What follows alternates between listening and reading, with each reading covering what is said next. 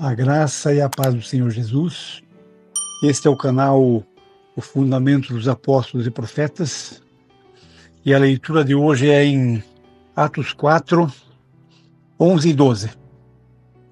Este Jesus é pedra rejeitada por vós, os construtores, a qual se tornou a pedra angular.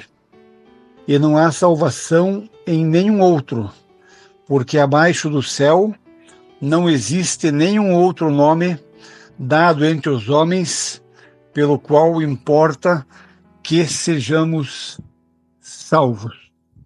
Meditando sobre esse versículo, nós podemos entender que temos visto algumas igrejas, infelizmente, dizendo que nessa instituição, nesse nome dessa igreja, é o único lugar que se encontra a salvação. Então esse é o pior cenário, porque não foi entendida uma mensagem poderosa da palavra, porque na verdade nenhuma igreja salva. Não é a igreja que salva. A igreja, na verdade, é a composição dos salvos. Quando alguém é salvo, ele passa a fazer parte da igreja. Não é a igreja que salva. A igreja é o conjunto dos salvos em qualquer lugar da terra. Tem uma igreja lá, uma falsa igreja no Apocalipse, que lá ela é denominada de Babilônia a Grande.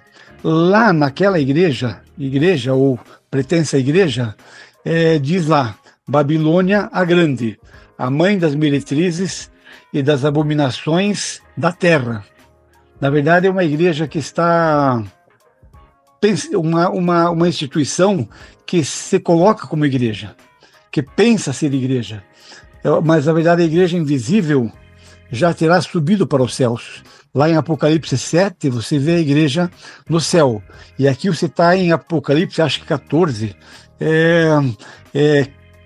de Apocalipse 14 a 17, fala dessa grande Babilônia, e lá nessa grande Babilônia existe uma advertência de Jesus, que é para os dias de hoje, dizendo: retirai-vos dela, povo meu. Então pense comigo, se até nessa grande Babilônia tem povo de Deus, então como que só uma igreja que salva? Não, Jesus está dizendo: sai dela, povo meu.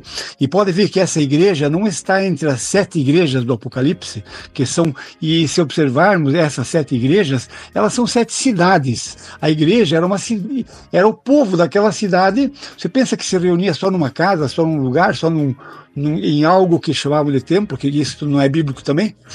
Não, de fato não. A Bíblia coloca sempre uma igreja, uma cidade, ou seja, os salvos por Jesus daquela cidade. Então isso significa todos. Não importa se tem um nome ou não tem um nome, se tem uma denominação, não tem uma denominação, os salvos daquela cidade. Igreja de Éfeso, por exemplo. Éfeso é uma cidade, não é o nome de uma igreja.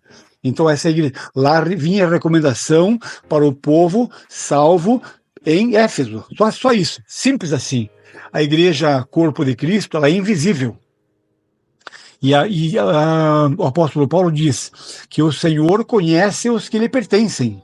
Cada lugar de reunião tem os vasos para a honra e os vasos para a desonra. Mas o Senhor conhece os que lhe pertencem. E Jesus disse: onde estiverem 2 ou 3 reunidos em meu nome, ali estou no meio deles. Então, como que alguém... E outra coisa, não havia uma autoridade colocada sobre...